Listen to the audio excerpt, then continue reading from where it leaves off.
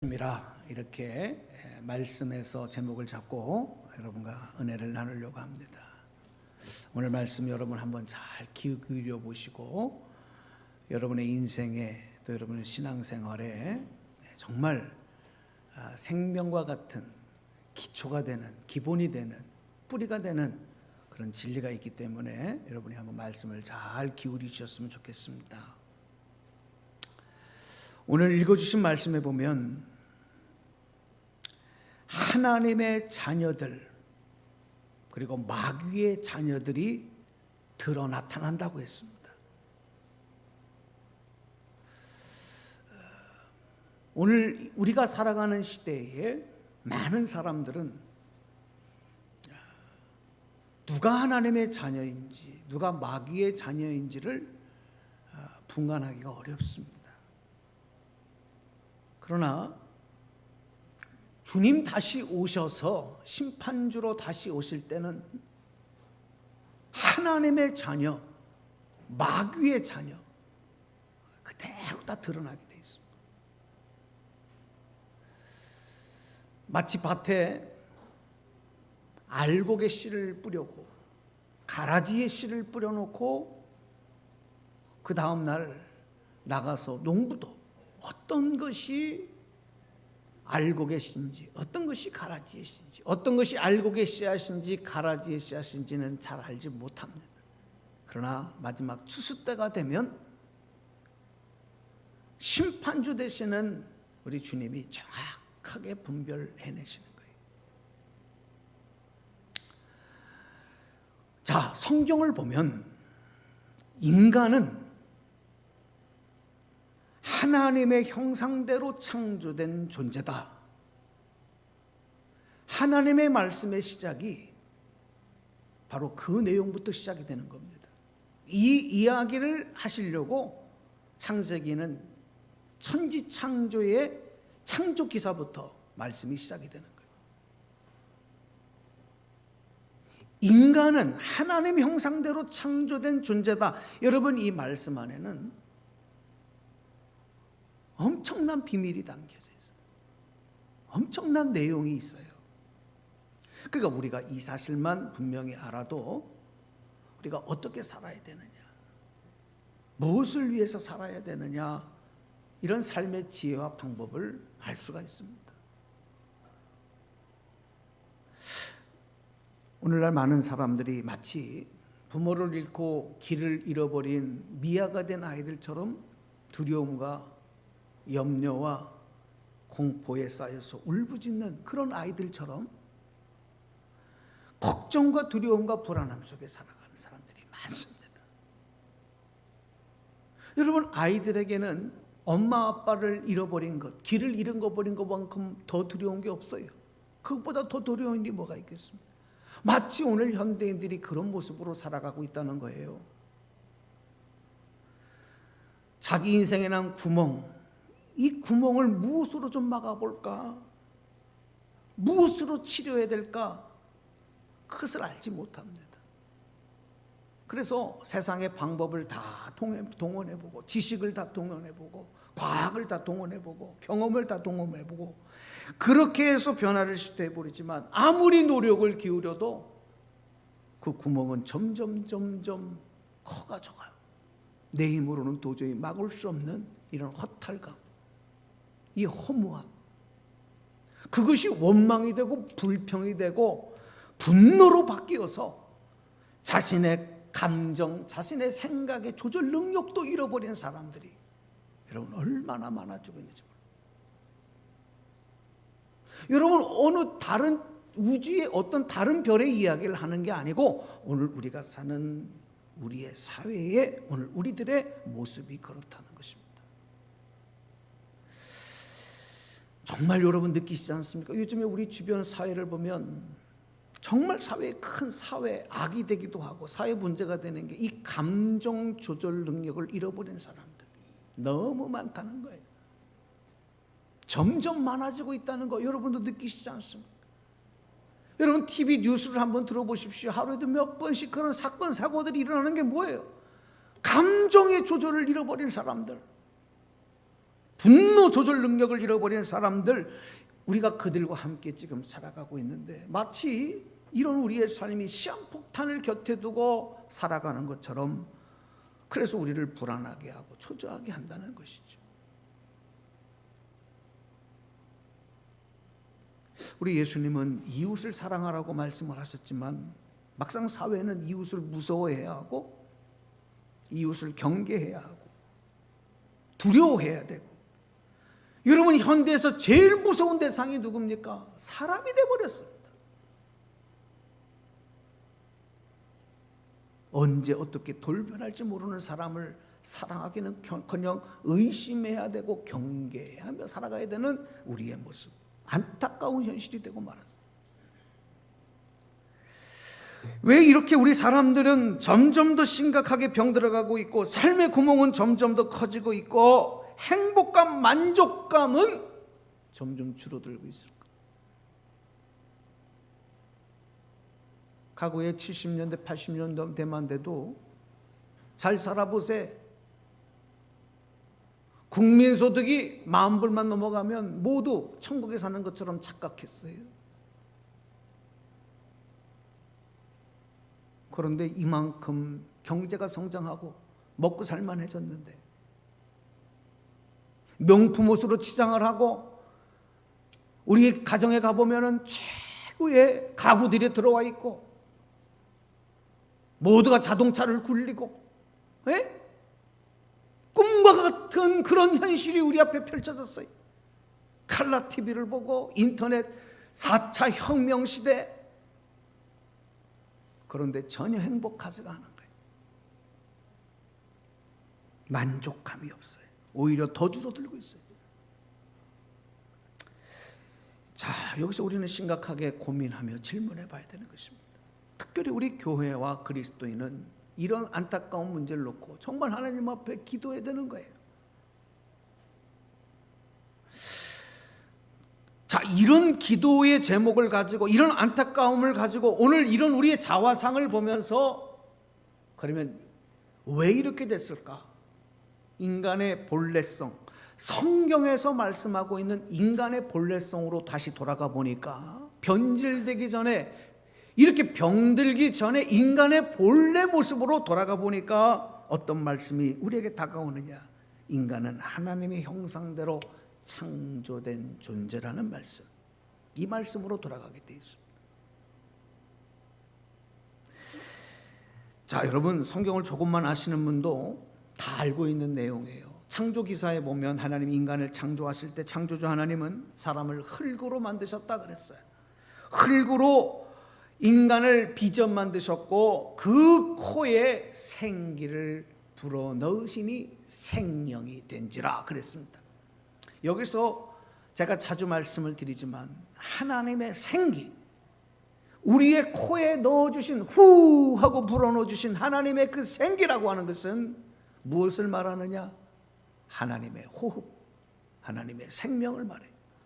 그래서 히브리서 말씀 보면 이 생기를 히브리어에는 루아흐라고 씁니다. 하나님 생기, 호흡, 생명이라는 뜻이에요. 그리고 신약 성경의 헬라어의 말씀에 보면 이 생기라는 말씀이 푸뉴마 그렇게 되어 있습니다.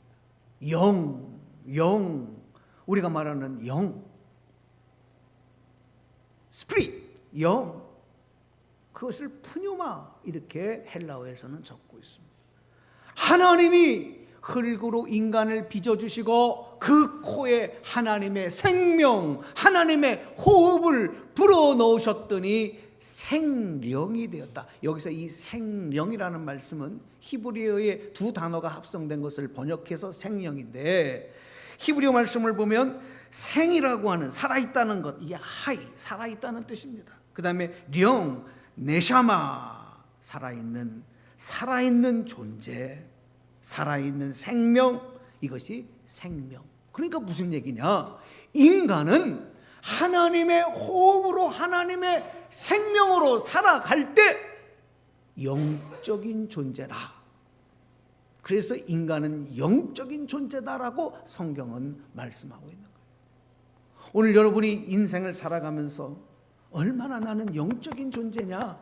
이런 생각을 가지고 여러분이 살아가고 있는가를 한번 질문해 보셨으면 좋겠어요.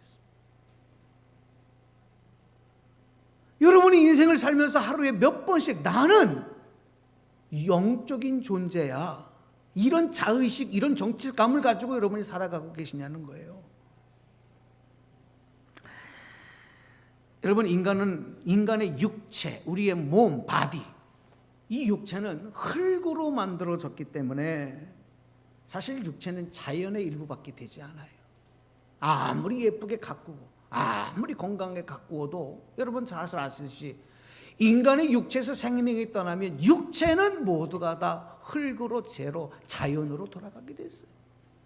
가만히 둬도, 그냥 내버려 둬도 다 그렇게 흙으로 재로 돌아가게 돼요. 왜? 자연에서 왔기 때문에 그래요. 이걸 부인하셔서는 안 됩니다. 그런데 우리의 인간을 영적인 존재, 생명으로 만든 하나님의 호흡, 바로 영, 혼, 이것은 인간이 죽어도 자연으로 돌아가지 않습니다. 흙으로, 재로 돌아가지 않습니다. 왜 그럴까요? 말씀드렸잖아요. 어디에서부터 온 거기 때문에, 누구로부터 온 거기 때문에, 하나님으로부터 온 하나님의 호흡, 하나님의 생명이기 때문에 하나님 앞에 나아가야 되는 겁니다. 하나님께로 돌아가야 되는 것입니다. 그래서 인간은 죽으면 모두가 다 하나님 앞에 서야 돼요. 그 영과 혼이. 몸은 썩어 흙으로 가지만, 그런데 사람들은 그럼에도 불구하고 하나님의 호흡으로 살지 않습니다. 육체적인 삶만 사는 거예요. 자기의 이성, 자기의 정신, 자기의 생각, 자기의 지식을 마치 영과 혼이라고 착각하는 무지한 사람들 얼마나 많은지 몰라요. 여러분, 이성, 우리의 뇌가 움직여서 생각하고 인지하고 판단하는 것, 이런 철학적인 이성적인 사상 생각은 죄송하지만 영과 혼의 작용이 아니에요. 육체의 일부인 거예요. 이거를 착각한다니까요. 그러니까 자기 생각으로 하나님의 말씀을, 하나님의 뜻을, 하나님의 존재를 마음대로 여러분 삿대질하고 또 칼질하는 사람들도 있어요. 이렇게 하나님의 생명이 없이 하나님의 형상이 파괴된 채 살아가는 사람들.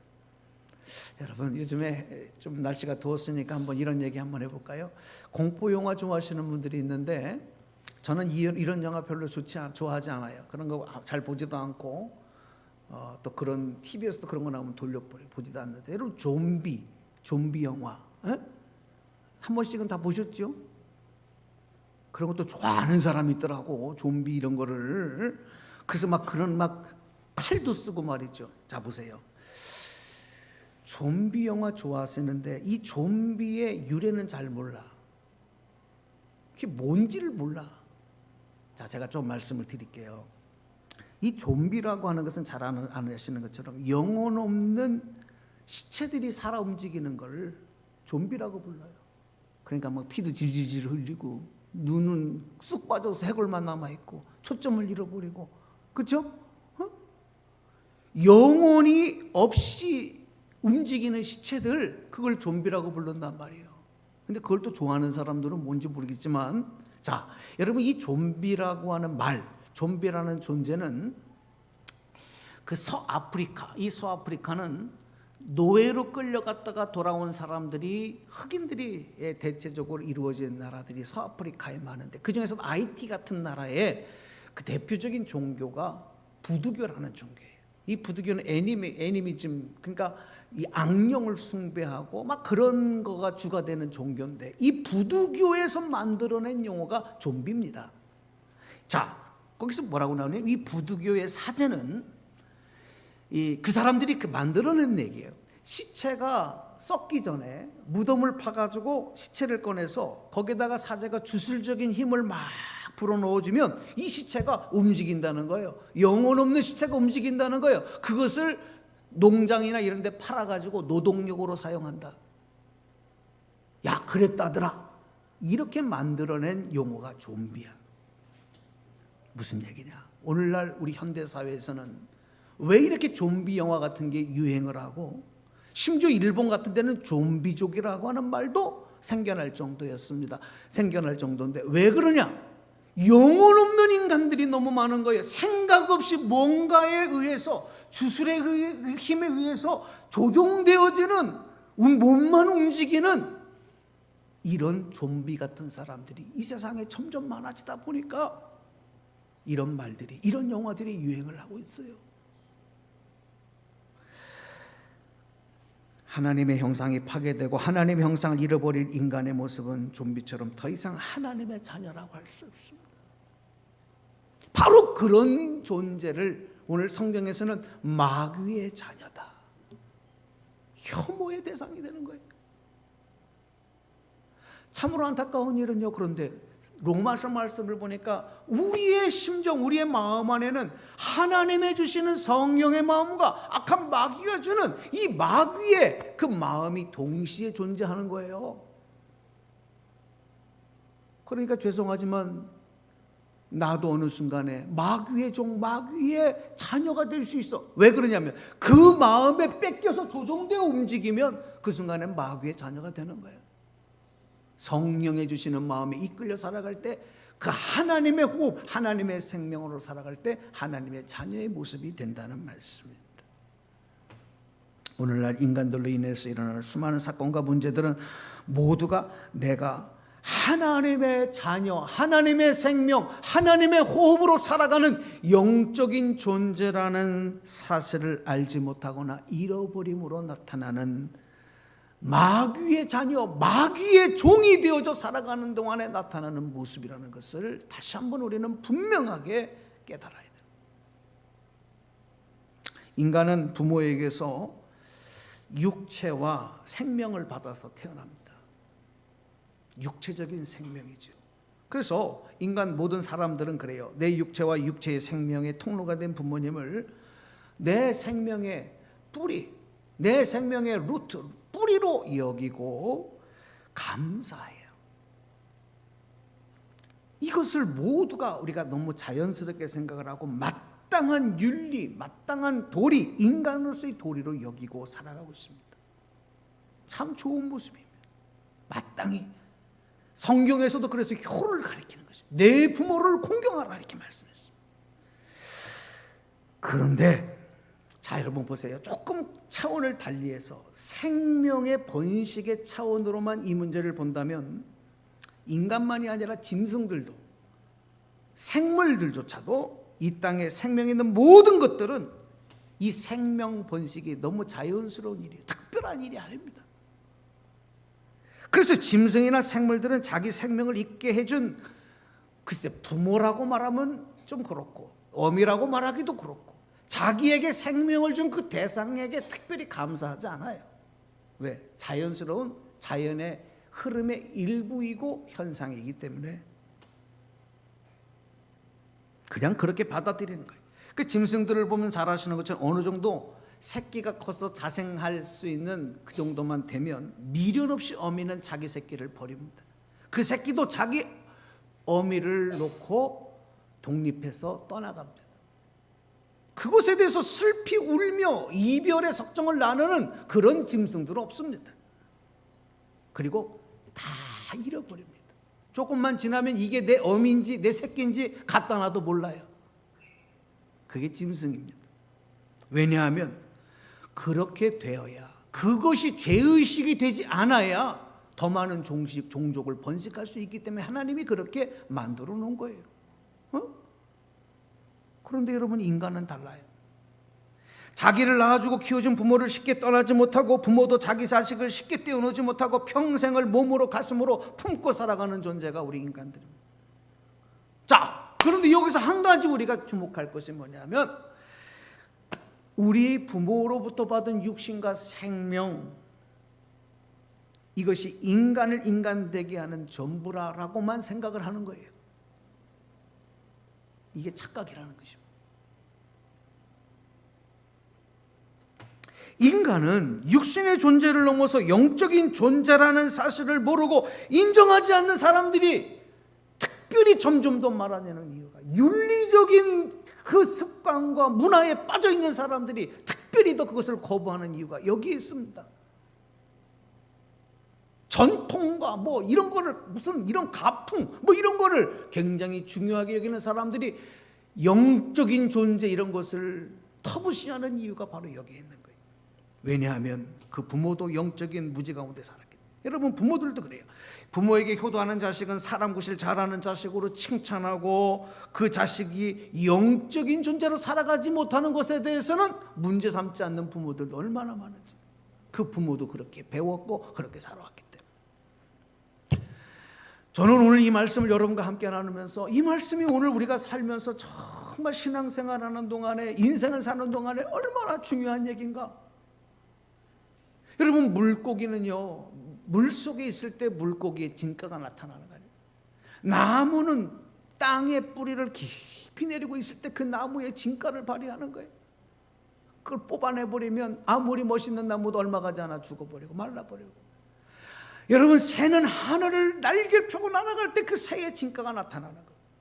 마찬가지로 우리 인간은 하나님의 생명 안에 있는 영적인 존재로 살아갈 때만 참된 행복과 평안과 안식을 누릴 수 있다는 사실을 절대 잊어서는 안 돼요. 하나님은 인간을 하나님 형상대로 만드시고 하나님의 생명을 넣어주셔서 영적인 존재로 만드셨어요. 이 세상에 어떤 피조물도 할 수 없는 세상을 다스리고 관리할 수 있는 능력과 권한을 부여하셨기 때문에, 그래서 여러분, 우리가 개와 소와 돼지와 다른 존재가 된 거예요. 생명값이 다르고 존재감이 다른 존재. 그런데 이런 영적인 존재로서의 인간이 죄 때문에 하나님의 형상이 깨져버렸어요.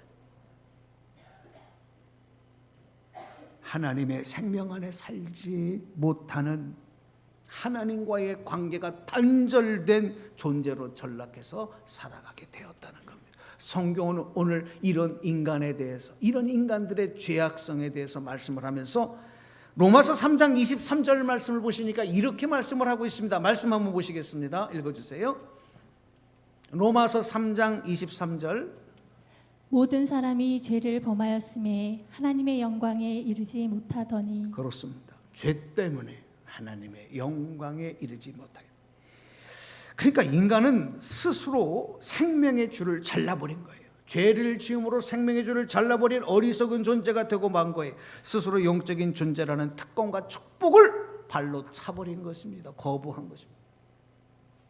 그래서 죄인으로 전락하고 하나님의 생명, 하나님의 호흡, 생명으로 살아가는 삶을 포기해버리고 말았어요. 이게 죄인된 인간의 모습. 이게 에덴 동산에 추방된 인간의 모습입니다.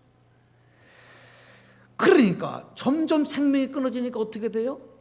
생명이 없어지니까 어떻게 돼요? 썩어져 갈 수밖에 없잖아요. 부패해져 갈 수밖에 없잖아요. 생명이 없어지면, 생명이 끊어지면 모든 것이 다 썩어버리고 모든 것이 다 부패합니다. 그래서 이 사회는, 인간들의 삶은 부패하고 썩어져 가는 것입니다.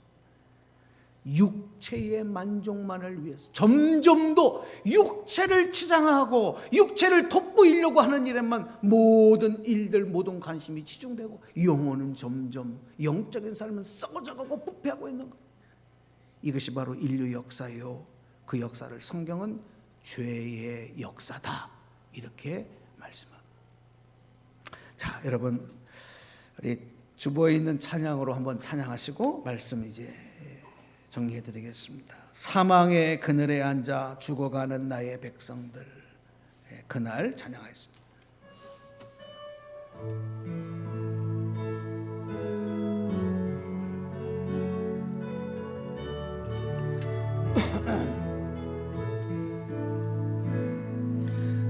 사망의 그늘에 앉아 죽어가는 나의 백성들, 절망과 굶주림에 갇힌 자들은 내 마음의 오랜 슬픔,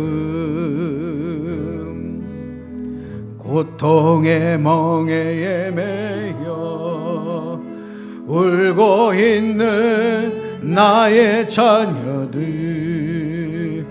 나는 이제 일어나 그들의 멍에를 꺾고 눈물 씻기기 원하는데 누가 내게 부르죠? 누가 내게 부르짖어 저들을 구원케 할까? 누가 나를 위해 가서 나의 사랑을 전할까? 나는 이제 보기 원하네. 나의 자녀들 살아나는 그날 기쁜 찬송 소리 하늘에 웃음소리 온 땅 가득한 그날. 아멘. 예. PPT 좀 문제가 생겼나요? 예. 자, 말씀 이어가겠습니다. 이런 죄의 역사, 부패한 인간들을 보시면서 그런데 우리 하나님 어떤 하나님이냐? 한번 저를 다 따라서 해주실까요? 참고 기다리시는 하나님. 하나님은 인간의 죄가 극에 달할 때까지 참고 기다리죠. 그러다 그 죄가 정말 극에 달하면 이제 하나님은 징계와 심판을 하십니다. 그런 변절과 부패의 고리를 끊어버리시기 위한 하나님의 깨닫게 하시고 다시 돌아오게 하시기 위한 방법이 뭐냐? 징계와 심판입니다. 일종의 사랑의 표현인 거예요. 그것을 끊지 아니하면 더 이상 회복이 되지 않으니까. 그래서 징계와 심판을 당한 죄지은 인간들은 하나님 앞에 회개하고 하나님 형상을 회복하기 위하여 하나님의 생명 안으로 들어오기를 기다리시는 하나님. 그것이 성경에서 말하는 하나님의 심판과 기다림과 회복의 역사인 것입니다. 이런 역사를 우리 하나님은 이스라엘 백성들, 이스라엘 나라의 역사를 통해서 오늘까지 계속 펼쳐오고 계시는 거예요. 오늘도 저와 여러분을 바라보시며 참고 기다리시는 하나님, 여러분 그 하나님을 잊지 않기를 간절히 소망합니다. 참고 기다려.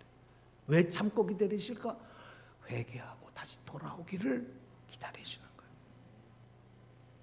그런데 그럼에도 오늘 현대를 살아가는 사람들은 영적인 존재성을 잃어버린 채로 이렇게 육체적인 생명, 육체적인 만족만을 위해 동분서주하고 하나님의 형상, 하나님의 기다림 이런 거에는 전혀 관심이 없어요. 하나님 안에서의 삶이 진정한 행복이고 기쁨임을 인정하지 않고 관심도 없고 세상에서의 만족만을 통한 행복을 추구하는 사람들이 점점 많아지고 있는 이 시대. 그러다 보니까 인간의 정신과 영혼은 세상의 악한 마귀에게 점령을 당하고 그들의 조종을 받아 움직이는 이런 좀비 같은 존재들이 되어버리고 자기의 생각도 자기의 마음도 자기 스스로 조종하지 못하는 거예요. 자기 육신의 정욕도 자기 마음대로 조종하지 못하는 거예요. 몸이 가는 대로 자기의 영혼도 자기 생각도 다 따라가 버리고 한 번 분노가 일어나면 참지 못하는 거예요. 우리가 아는 그런 흉측한 좀비 같은 모습, 악한 마귀의 종, 마귀의 자녀의 모습이 우리 안에도 있다고 한다면 여러분 이거 얼마나 부끄러운 모습이요, 얼마나 심각한 문제이겠습니까? 그냥 그것을 그대로 방치하시렵니까? 몸에 조그만 오물만 묻어도 그것을 비누로 수세미로 문질러서 닦아내려고 하는 게 우리인데 우리 영혼에 이렇게 치명상의 더러운 오염들이 있음에도 여러분 그것을 품고 걸어가는 인생이 되시겠냐는 말입니다.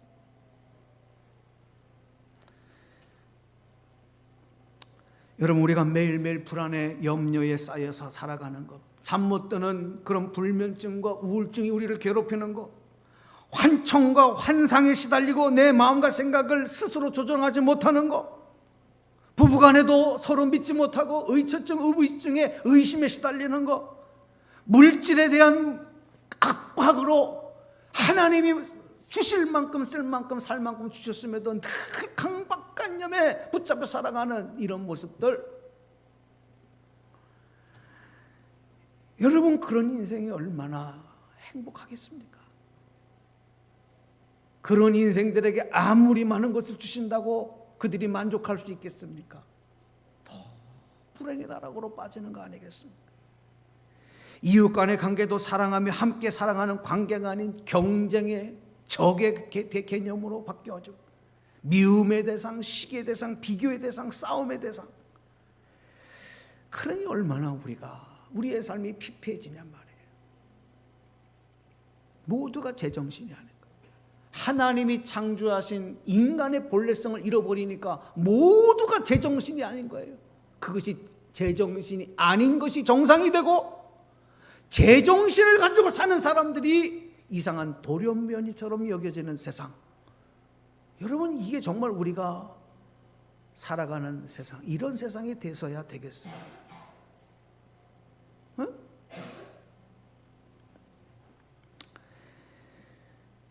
우리 인간은, 우리 현대인들은 육신에 병드는 것을 제일 두려워해요. 병원에 가서 당신 몸에 이런 병이 생겼습니다. 그러면 아주 그냥 바짝 긴장을 하고. 그런데 여러분, 육체에만 병이 드는 것이 아니라 영혼에도 병이 든다는 사실을 잊어서는 안 돼요. 육체의 건강을 위해서는 좋은 것 먹고 열심히 운동을 하지만 영혼의 건강을 위해서는 아무런 노력도 하지 않아요. 하나님의 말씀의 양식을 먹지 않아요.